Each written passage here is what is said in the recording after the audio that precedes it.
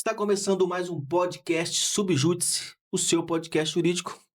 E hoje eu estou aqui com meu querido amigo Thiago Lessa, meu parceiro de faculdade. Prazer estar aqui, meu irmão.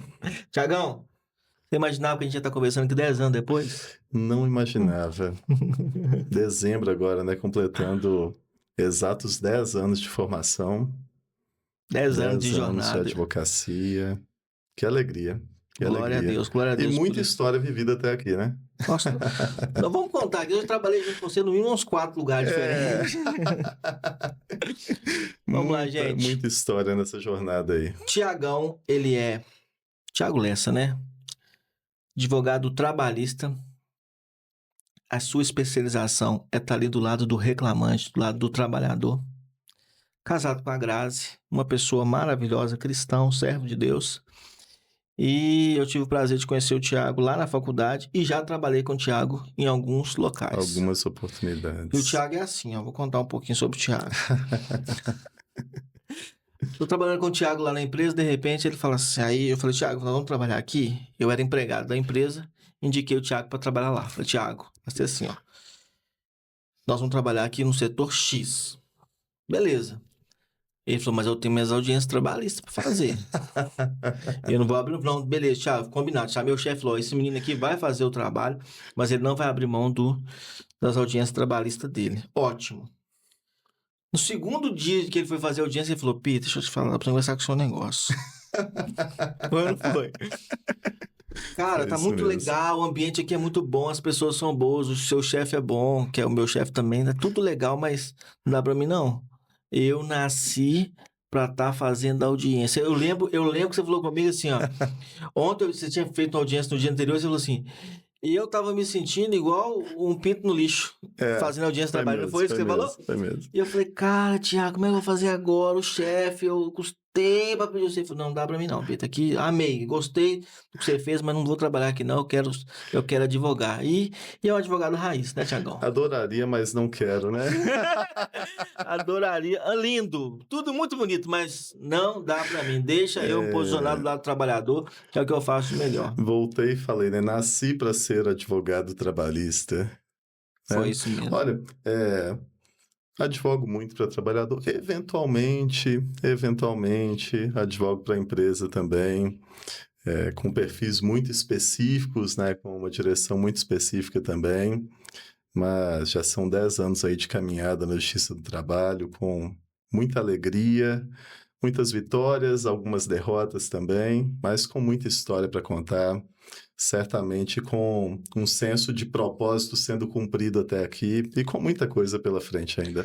Thiagão, foi desde a faculdade que você pensou já em ser advogado trabalhista ou foi desenvolvendo depois? Olha, eu me lembro que na graduação as pessoas falavam assim, você namora com o direito penal. Sim.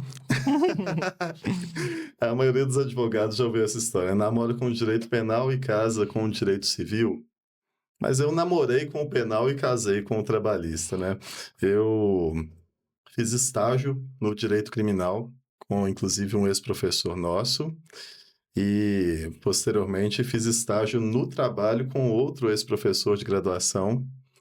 E aí não larguei mais, né? Me concluí a graduação já com a AB para iniciar a advocacia e desde então a advocacia trabalhista na veia. E essas parcerias continuam, né? Você tem a parceria com o professor do trabalhista ainda? Continua com os dois, inclusive. Com os dois. Se tornaram grandes amigos, né? Doutor Leandro, doutor Miguel, se tornaram amigos muito queridos. Trabalhei por muito tempo ainda com o doutor Miguel, continuamos hoje amigos, parceiros também, a gente troca ideias, né? Troca figurinhas, né? O advogado ele não pode caminhar sozinho, é muito, muito delicado, né? Para um advogado pensar que pode ser um lobo solitário, ele precisa de mais pessoas, né? Para ajudar na caminhada, para trocar ideia, às vezes para dissuadir de uma ideia ruim e às vezes para te impulsionar para uma boa decisão também. Então, isso é importante. Eu já ouvi muitas vezes isso aí que você disse. Eu ouvi uma vez do ministro do STF, que era advogado, foi até do Luiz Roberto Barroso. Aham. Ele disse justamente isso, o advogado, ele é um lobo solitário. Mas a advocacia, porque o nosso trabalho ele é muito sozinho. Você vai sozinho fazer audiência. Sim, sim. Você vai sozinho lá. Não tem como você levar um colega para fazer sustentação oral com você. Você pode até dividir o tempo ali, em alguns casos, mas você fala, amigo, me dá uma mão aqui, porque eu posso travar lá na hora, não tem jeito.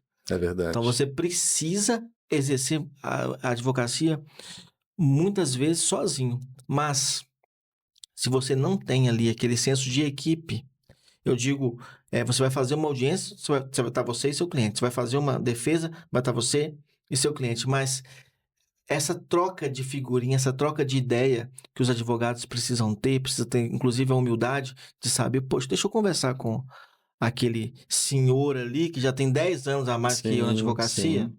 Deixa eu aprender um pouco com ele. Ah, mas o cara tá ultrapassado. Existem princípios que não mudam. Exatamente. Existem princípios que não vão mudar nunca. E um deles é aprender com os mais velhos. A gente é da era digital?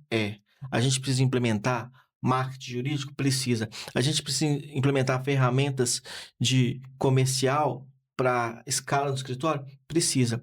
Mas eu preciso sentar e perguntar àquele advogado que está há 20 anos aí na labuta, como é que é, amigo? Exatamente. Conta para mim aqui. Ele já viveu o que eu não vivi. E essa é uma das belezas do direito, né? O direito ele é uma construção de ideias, né? Então, você conversa com um colega, apresenta uma ideia sua, ele às vezes tem uma concepção diferente sobre a mesma situação e vocês constroem algo melhor juntos, talvez. Sim. Né? E o direito ele é isso, ele tem muito essa carga de subjetividade, de interpretação, de descobertas, né? de as famosas brechas que a lei nos dá também para atuar em cima delas. E cada um tem a sua vivência, a sua jornada no direito, né? Então, quando a gente aprende a unir forças, certamente que o nosso potencial de conquista é maior. É maior. Eu já vi, no inicinho, quando estava trocando ali para PJE, alguns processos ainda eram físicos, eu tinha que ir no fórum, aí muitas vezes eu via os advogados mais velhos, escutava eles falarem de tese, do que já viveu no direito, falava, que isso? Mas eles não sabiam protocolar no PJE. Muitas vezes as filhas que era quem protocolavam para eles. É verdade. Mas, é o que eu te digo, o que essa pessoa tem de carga para ensinar? Ah, mas agora ele é um advogado arcaico porque ele não sabe protocolar o PJE. Tudo bem, amigo, mas quantas sustentações oral ele já fez? Quantas vezes ele já despachou? Quantas decisões favoráveis ele já teve? Quantas conquistas, né? A gente tem a ideia de não preservar e não valorizar as pessoas que já começaram antes da gente. Muitas vezes porque tecnologicamente elas não estão tão avançadas quanto nós. Mas a gente precisa entender que princípio é princípio. Exatamente, princípio exatamente. É princípio. E o conhecimento ele ainda tem mais valor do que a capacidade de manusear uma ferramenta. Exatamente, que as ferramentas são ajustáveis. Porque um protocolo, né, qualquer pessoa aprende a fazer. Agora, desenvolver uma tese, criar um raciocínio jurídico novo, né, convencer um colegiado de uma nova jurisprudência, de um novo entendimento, isso é com conhecimento jurídico. Isso é com conhecimento, é com bagagem jurídica, e a bagagem é a nossa história. É o que nós já vivemos até aqui na advocacia, que nos norteia, né? Que vai nos dando um fundamento sólido para continuar avançando, para continuar indo adiante, mas sempre com a cabeça aberta, porque vem novidades também. E ter a humildade também de não só ouvir o mais velho, mas às vezes ouvir a pessoa mais nova, que também está se capacitando, que também está buscando ser melhor, que também está buscando o espaço dela e que traz, às vezes, uma visão adequada também para determinadas situações. A gente vive essa era, né, Tiago? A gente vive a era de que os mais novos também têm ensinado. Sim. Aí eu participo de alguns grupos que tem lá um menino de 25 anos dando aula e um senhor de 65 anos tomando nota, aprendendo, implementando no seu escritório. Eu vi isso acontecer. Aí eu tô para te dizer, a mente daquele senhor que está sentado ali anotando o que o jovem de 25 anos está falando é uma mente muito evoluída. É. Porque ele entendeu que eu preciso sentar, eu me despi de toda a arrogância dos meus 10, 20, 30 anos de advocacia, porque eu fiz dessa forma e é dessa forma que tinha que ser feito, e eu preciso aprender com o jovem que está escalando e que está demonstrando ter muito mais resultado do que eu tive até o momento. Então, essa pessoa, eu vejo, eu admiro demais quando eu vejo essas pessoas mais velhas ali sentadas e aprendendo com os mais jovens. E digo, e quem ganha muitas vezes nessa situação é ele, de poder estar ali implementando. Certa vez eu ouvi uma frase que era: o verdadeiro sábio não é aquele que quer sempre se colocar numa posição de destaque para poder ensinar, mas é aquele que tem a capacidade de se colocar numa roda onde ele é o menor para aprender mais. E quem não senta para aprender, não tem capacidade de levantar para ensinar ninguém. É verdade. Muitas vezes eu tô vendo, a gente vê na internet aí, muitas pessoas, custo disso, custo daquilo outro, mas e quais os cursos você que está oferecendo, você fez? O que você fez? O que você aprendeu? Eu implementei, eu criei. A gente cria muita coisa, mas muita coisa eu preciso sentar, tomar notinha bonitinho, aprender. É assim que faz. Vou implementar no meu escritório. É assim que faz. Vou implementar na minha vida pessoal. Então a gente precisa aprender o tempo todo. O direito é lindo por causa disso. E existe uma satisfação muito grande de quando você aprende algo, coloca em prática e colhe fruto. Sim. Isso é muito bom, muito precioso também. Tiagão, vamos lá. Vamos falar de desafio. Me conta aqui, na sua carreira, um grande desafio que você enfrentou lá na área trabalhista. Aí não estou dizendo de um caso específico, se você não quiser falar. Eu estou falando de um conceito geral. Isso aqui é um desafio que eu vou dar um conselho para um advogado que está iniciando. Me conta aí. Um grande desafio? Sim. É o desafio para todo advogado iniciante, que é o de perseverar, de esperar o tempo de colher fruto. Às vezes a gente forma com uma expectativa de que rapidamente vai começar a ter êxito, a ganhar dinheiro. E a área trabalhista, especificamente, ela te possibilita isso em pequena escala, talvez um pouco mais rápido, porque você tem muita conciliação, tem uma facilidade maior para esse tipo de atuação. Mas dificilmente você vai pegar um processo muito qualificado no início da sua carreira. Antes de ter ali alguma bagagem, um nível de confiança mesmo no mercado. Então, o desafio, eu creio que seja o desafio da maior parte dos advogados iniciantes, que é esse, que é esperar o tempo do fruto. Esperar o tempo de colher o resultado do que se semeia ali no início mesmo.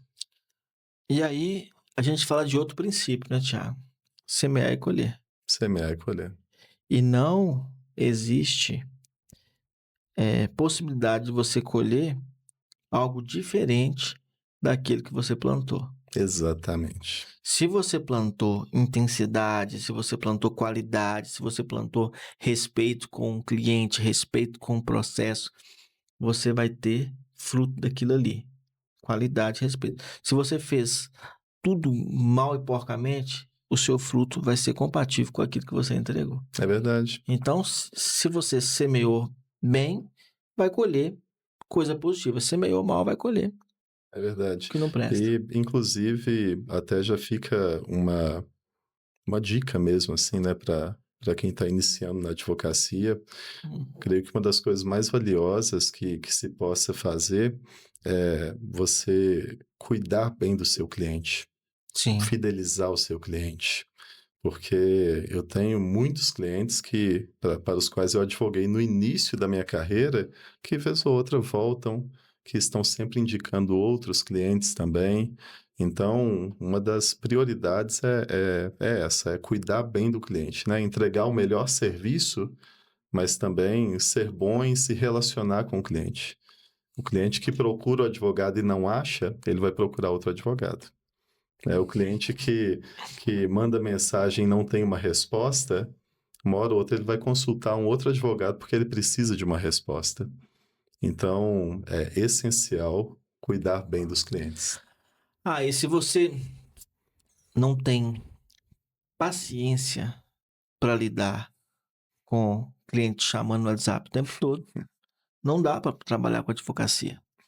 Eu não estou dizendo que vai ser sempre o dono do escritório, o sócio que vai responder, mas Sim. O cliente tem que ter um telefone que ele vai entrar em contato e ele vai ter a resposta. Exatamente. Não precisa ser, porque muitas vezes o que ele quer saber é como é que está meu processo.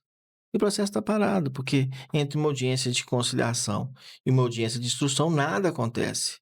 Mas entre uma audiência de conciliação e uma audiência de instrução, eu recebo no mínimo 10 telefones do cliente para saber como é que está o processo. E é um direito do cliente. É um direito Ele te contratou para prestar um serviço, ele tem direito de te perguntar como vai o serviço que ele contratou para você entregar. E eu tenho a opção de pegar, aí, claro que nós, de forma estratégica, a gente utiliza aqui no escritório a seguinte, a narrativa é a seguinte, olha, o seu processo, nós já ajuizamos, tivemos agora a audiência de conciliação, e aí explico para ele, entre a audiência de conciliação e a audiência de instrução, nada vai acontecer. Se houver alguma dúvida, você entra em contato conosco. Se ele vê que há necessidade. Então, tem cliente que tem um nível de ansiedade maior. Sim. E esse cliente que tem um nível de ansiedade maior é o que a gente mais tem que conversar com ele. Porque ele vai te ligar, ele vai te perguntar. E muitas vezes, como você bem disse, ele está no direito dele, ele sempre está no direito dele de saber como é que está saindo da prestação de serviço. Por outro lado, nós precisamos entender também que não precisa ser nós, os donos, os responsáveis do escritório, que vai dar aquela resposta. Exatamente. Muitas vezes um estagiário pode olhar como é que está o processo do cliente. Olha, amigo, cliente, tá caminhando, a gente está aguardando a audiência. Teve agora, foi apresentado aqui a perícia, os quesitos para perícia. Não custa a gente falar, porque muitas vezes ele pesquisa no Jus Brasil, ele está vendo alguma movimentação lá e quer saber o que é aquilo. Às vezes não aconteceu nada, é um quesito para perícia que a empresa apresentou, mas ele tem que ouvir isso do advogado dele. Exatamente. Ele não pode ouvir isso de outro advogado. De outro terceiro. Terceiro. Ele tem que ouvir do advogado dele. Quando ele escuta, não, de um terceiro, ele fala, meu advogado não falou nada. Não tinha que falar mesmo. Não há necessidade de falar que a empresa juntou quesito para perícia. Por outro lado, se eu falo, ele fala, não, meu advogado está acompanhando cada segundo, cada minuto. Tranquilo. E é isso mesmo. O tal do concluso, né? Está concluso. Doutor, meu processo está concluso. O que está acontecendo, né? Teve um dia que eu falei isso, não, para um cliente, não, seu processo está concluso. Ele, mas quem que é o cluso? E até isso é uma questão interessante, né? Que nós temos que comunicar com o nosso cliente na linguagem dele. Sim, sim. Tirar o juridiquês de lado, simplificar as coisas, trazer o cliente para o nosso lado mesmo. Porque o cliente, ele se torna o melhor amigo do seu escritório. Ele vai te indicar outras pessoas, ele vai te trazer mais processos. A linguagem tem que ser coloquial. A sua linguagem com o cliente, ela tem que ser de forma que ele entenda. Eu sempre falo isso. A minha esposa, ela deu um exemplo, até no segundo podcast que a gente gravou, de um dia que a gente foi no cardiologista e ela estava com uma dor lá. E ele falou tanto termo técnico. Eu falei, cara, o que tá bem demais ou tá mal demais? O que tá acontecendo? Eu falei, meu amor, eu vou ter que fazer mais um exame aí, porque eu não sei o que tá acontecendo. Não, a gente não entendeu nada. Porque eu sou advogado. Não tem entendimento pra isso, Não tem entendimento. Né? Aí minha esposa falou, eu não entendi nada, você entendeu? Eu falei, eu perguntei o máximo que eu podia. Meu bem, não sei se deu pra entender mesmo não. Por quê? Utilizou E é deselegante fazer isso. É deselegante, É Porque deselegante. você exclui a pessoa do entendimento, né? Quer gastar juridiquês, gasta na audiência. Vai fazer uma sustentação oral, né? Lá que é lugar. Falou tudo. Isso aí, Tiagão. Vamos lá. Vamos pro nosso próximo tema aqui, que seria algumas tendências aí Vamos lá. do direito do trabalho. Tiago, como que você enxerga o impacto da tecnologia no direito do trabalho?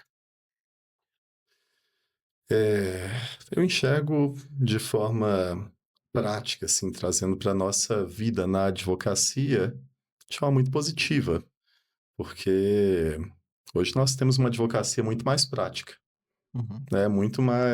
Nós conseguimos ser muito mais efetivos, gastando muito menos tempo para demandas que antigamente tomavam muito tempo, né? Eu comecei a advogar na época que você tinha que ficar relando barriga na beira de balcão de secretaria para pegar um processo físico. Sim. Então, se gastava muito tempo com essas coisas e hoje nós temos acesso instantâneo do celular para analisar um processo, né? De qualquer lugar nós temos esse acesso, modernização das audiências, que foi acelerado com a pandemia também, foi muito bom, porque sempre foi um desperdício de tempo muito grande você se deslocar para o fórum para fazer uma audiência inicial. É um gasto de tempo absurdo para algo que dura 2 minutos, muitas vezes, às vezes nem isso. Então, a tecnologia ela nos deu um ganho muito grande nesse aspecto, porque o nosso tempo, hoje, ele é mais bem aproveitado do que era antes, né?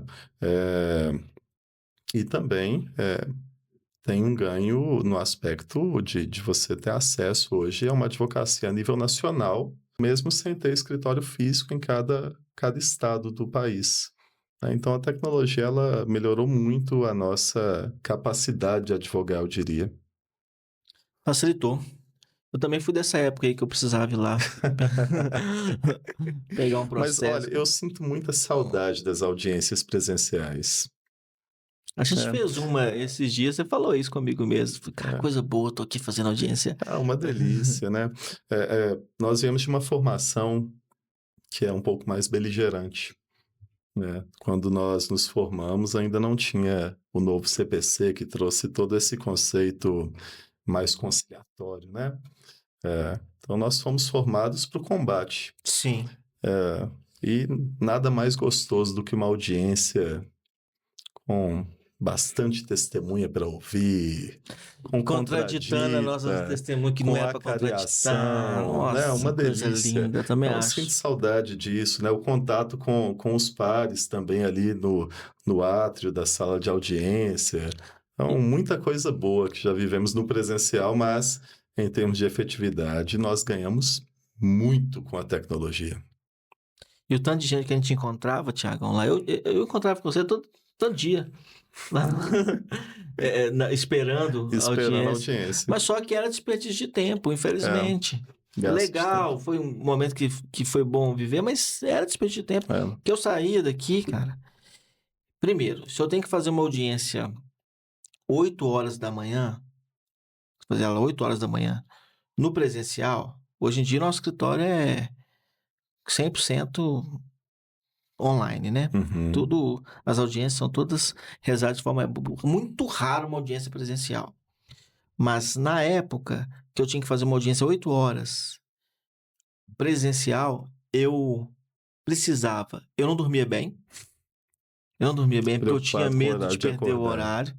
Então eu ficava a noite toda ali, igual o resultado da telecena. De hora em hora eu acordava. Ah, não, Sim. falta tempo. Aí você tem um trânsito, porque o centro, pelo menos em Belo Horizonte, né? O centro aqui tem um fluxo de trânsito intenso. Você tem que pagar estacionamento lá do fórum Exatamente. para chegar lá. E às vezes, quando eu era que falava, não tinha acordo. Quando eu advogava para a empresa, era eu que tinha que falar. Não tem acordo. Não tem Eu tô fazendo isso propósito. tudo para não ter nem proposta, não ter nada, cara. Não resolver Não resolver nada. nada. Hoje em dia já aconteceu de eu fazer 5 audiências em estados distintos no mesmo dia, trabalhando, fazendo outras coisas ao mesmo tempo. Porque a tecnologia nos proporcionou Eu isso. me lembro de... algo que era muito comum também era o cliente atrasar, Nossa, testemunha atrasar, ou então chegar em cima da hora. Eu me lembro de uma audiência que era pela manhã, não me lembro do horário especificamente, porque já tem muito tempo. Mas eu marquei com a minha cliente 1 hora antes, sempre tinha esse hábito, né? Mas ainda tenho esse hábito, inclusive. Marquei 1 hora antes para exatamente para evitar esse risco de atraso. Mas ela chegou faltando 10 minutos para a audiência, nossa no Deus. escritório. Não era na sala de Nossa. audiência. Fomos para o prédio da Justiça do Trabalho na Augusto Lima ainda. Na hora que chegamos lá, ali tem uns 3 elevadores para subir pela Augusto Lima, mais uns 3 pela Mato Grosso. As filas gigantes, Eu lembro filas disso, perfeito. gigantescas, porque o turno da manhã era o turno que tinha maior volume de audiência, então muita gente querendo subir. Eu falei com ela, olha, como que tá o pulmão? Ela falou, por quê? Eu falei, porque tem 8 andares de escada pra gente subir. Não dava para esperar. Subimos, correndo. Na hora que chegamos lá em cima, apregou a audiência, suado, bufando. Então, virou uma memória engraçada, mas hoje a gente não tem esse problema, né? Muito, muito raro ter uma audiência presencial. Então, nos poupa esse tipo de estresse aí. E eu durmo melhor, porque É, uma coisa é você fazer a audiência da sua casa, 8 horas da manhã, você vai botar o celular para despertar, ele vai despertar aquele horário, você vai ficar tranquilo, vai fazer. Outra coisa é você falar, não, tem que pegar um trânsito amanhã, e se estiver ruim? é, E se o carro estragar? Passava mil coisas na minha cabeça. exatamente. Por uma coisa que resolvi muitas vezes com 5 minutos. Exatamente. Agora, esse outro tema aqui, Tiagão, ele é um tema que parece que tá batido, mas não tá batido. Porque não foi resolvido ainda. E eu tenho dezenas e dezenas de decisões totalmente distintas. Gente que acha um absurdo, outras pessoas acham, não, que isso aí já era para ter sido reconhecido há muito tempo, que é a questão de... Vou dar exemplo de algumas empresas. Uber, iFood, 99 Pop. Tema polêmico. Isso é empreendedorismo ou isso é uma estratégia para fugirem de obrigações trabalhistas? Me conta aqui, o dono da Uber lá, ele tá empregando ou ele tá fazendo um monte de parceiro comercial? Conta aí. É um tema muito polêmico esse, né, Peter? Um tema que comporta aí muita discussão jurídica, muitas teses, não à toa que ainda não foi pacificado, que, como você disse, tem decisão para todo lado, né? Sim, Tem decisão sendo revertida para todo tipo de conceito também, de entendimento. É, eu converso muito com os motoristas de Uber. Eu ando vez ou outra de Uber e quando eu ando eu gosto de conversar com eles e entender a perspectiva deles sobre isso, sim, porque eu acho que nada melhor do que ouvir quem está vivendo essa realidade, porque eu creio que o direito ele tem que prevalecer, ele tem que ser aplicado, mas ele não pode ser levado a ferro e fogo também. Nós temos que tomar muito cuidado com isso.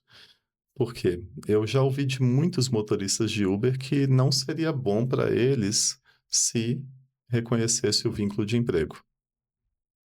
não é Já ouvi mesmo? muito, muito falarem sobre isso, com receio de que essas empresas saiam do país, né? Com receio de que isso impacte uma mão de obra que cresceu muito nos últimos anos, né? Já foi maior, mas que ainda gera muita renda, né? Tem assistido muitas famílias. Durante a pandemia, foi a salvaguarda de muitas famílias, né?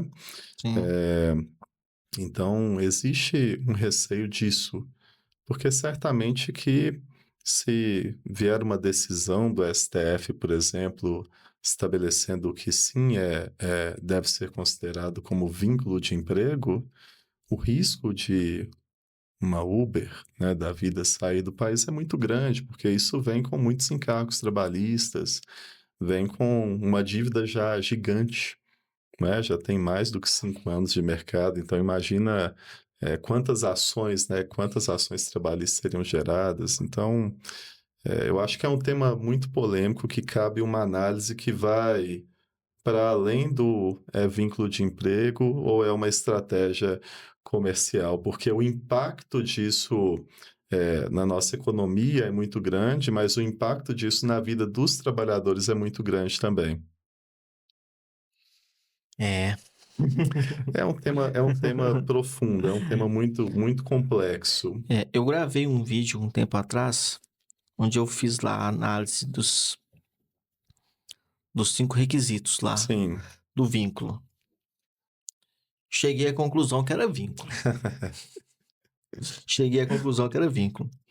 Mas, olhando por essa perspectiva, é uma análise que tem que ser feita muito maior, é uma análise Sim. maior. Não é só se tem os 5 requisitos de vínculo, mas não existiria, eu não sei, existiria um meio termo, será?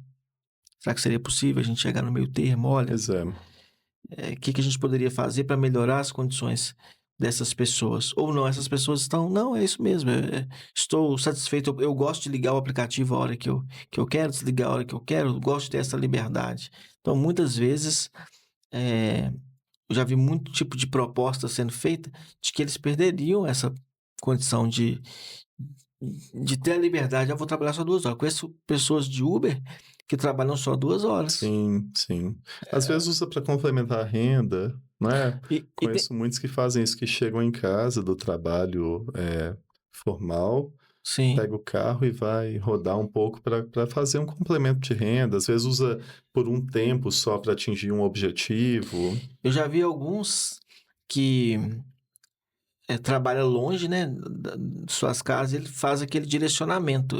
Sim. Ele utiliza o Uber, na verdade, só para pagar gasolina. Ele vai fazendo o direcionamento e vai levando o pessoal para aquela rota e chega em casa. Ele demora um pouco para chegar em casa, mas como ele foi fazendo essas corridas, ele chega em casa e pagou a gasolina para ir trabalhar. E aí seria um caso que, se vai para o judiciário trabalhista, não é um caso de vínculo de emprego. Não é. Pelo menos numa análise mais fria, não é, porque ele está usando de forma oportuna para gerar ali uma renda extra, mas sem subordinação nenhuma. Mas para o cara que depende exclusivamente desse trabalho para a renda familiar dele, ele vai se obrigar a se ativar o máximo de tempo possível para conseguir gerar uma renda mínima que ele precisa para o sustento dele. Então, aí é o caso que cabe a discussão se é subordinação, se não é. A análise teria que ser feita caso a caso. Sim. Aquele que fica ali 10 horas com o aplicativo ligado, 11 horas com o aplicativo ligado, é um tipo de análise. Esse que liga esporadicamente é outro. Então, dificultaria muito. E é esse que é o grande perigo de uma decisão que vem e crava se é vínculo ou se não é. Porque nós temos situações peculiares. Sim. Não é? Imagina se o STF dá uma decisão e estabelece que tem vínculo de emprego para todo motorista de Uber. Todo mundo que está... Seria justo para o cara que trabalha por conta, mas seria injusto em relação ao cara que usa isso como benefício, como você citou de exemplo, para não ter que gastar com gasolina, né? Ele usa ali para fazer uma renda que custeia o deslocamento dele para o trabalho. Então, seria uma decisão muito perigosa, por isso que eu acho que não dá para fazer uma análise fria e cravar se é ou se não é. Tem que analisar situações em específico, mas, como eu disse, eu gosto muito de ouvir os envolvidos também, porque às vezes nós temos até um lugar assim, de militância mesmo política, né? Uma pressão para, em tese, defender direitos do trabalhador, mas será que o trabalhador, que é o maior interessado, ele pensa da mesma forma? Será que é isso que ele acha que é o certo também? Então, é o que a gente falou no começo, né? O bonito do direito é que cabe conversa e discussão, e entendimento e construção também de coisas novas, né? De coisas que são melhores do que o que já foi até aqui, talvez. No auge, teve uma decisão em São Paulo sobre essa questão, e o juiz aplicou uma multa, acho que de 1 bilhão Não sei se você acompanhou isso. 1 bilhão na Uber. E eu estava em São Paulo, estava utilizando lá o aplicativo, e eu comentei sobre essas questões com um dos motoristas. Uhum. Ele falou, cara, isso é um absurdo. Aí ele falou, isso é um absurdo, a gente liga aqui a hora que a gente quer, a gente desliga a hora que a gente quer. E outra coisa, elegeram um sindicato aí, porque fizeram um sindicato aí de Uber, e esse sindicato não representa ninguém, a gente não pediu o sindicato e aquela coisa louca. E eu percebi que, por exemplo, para ele, não era vínculo. Tiagão, vamos lá. Se você pudesse voltar no tempo, lá no tempo da faculdade, quando a gente estudava junto, o que você falaria para aquele Tiago lá sobre o direito do trabalho? O que você falaria com ele? Você andou 10 anos, você volta lá. O que você vai falar com ele? Pode ir? O que você vai falar? Essa é uma pergunta boa e covarde ao mesmo tempo, né? Porque as coisas mudaram tanto de lá para cá. Sim. Que é difícil de dar uma referência de hoje para o Thiago de mais de 10 anos atrás, né? Mas eu acho que eu falaria o mesmo que eu digo para quem está talvez se formando hoje, né? Não tenha medo de começar. Não tenha medo de advogar, não tenha medo de iniciar a sua carreira profissional, porque eu vejo que muitos advogados não conhecem a realidade do mercado, às vezes trabalham em grandes bancas de advocacia e não sabem que existe um mercado para ser explorado, né? E existe muita possibilidade. O direito do trabalho, ele é uma área excelente para iniciar, para continuar e para prosperar na advocacia. Então, eu pessoalmente demorei 10 meses para abrir meu escritório. Eu estagiava, no escritório que eu estagiava, me formei, trabalhei por 10 meses, e aí faltavam cerca de 7, 8 meses para o meu casamento. Eu falei, rapaz, é agora ou nunca, né? Porque se eu não der esse passo agora, talvez depois de casado é mais difícil, né? Tem talvez ali uma insegurança maior. E eu dei esse passo e foi uma decisão muito assertiva que me trouxe até aqui, né? Então eu estou muito feliz com a decisão que eu tomei lá quase 10 anos atrás. Então a dica seria essa: comece no primeiro mês, se possível, né? Você vai falar com o Tiagão assim, Tiago, pode ir que a água tá quente. A água tá quente, a água é boa, né? Pula na piscina que a água tá pular boa. que tá tudo certo. Coisa boa, Tiagão, vamos lá. E o que você está pensando? Qual que é a sua opinião sobre o futuro do direito do trabalho no Brasil? Muito se fala.